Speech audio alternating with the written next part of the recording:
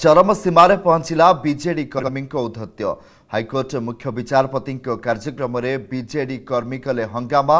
बरगढ़ जिला Vijaypur civil court उद्घाटन पर चीफ जस्टिस जाइथिले हेले स्थानीय विधायिका तथा मंत्री रीता साहू उद्घाटन करिबे कही मंत्री को लोक आसी गंडगोल करथिले। फल मुख्य विचारपति कोर्ट उद्घाटन न करी फेरी आसीथिले।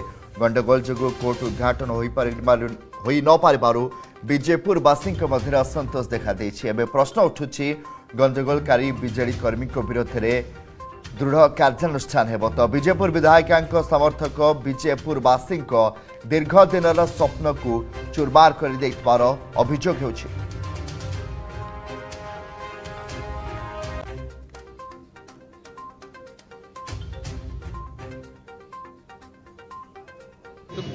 कुचक्री गोष्ठी से माने इटा विभ्राट करिजन जेना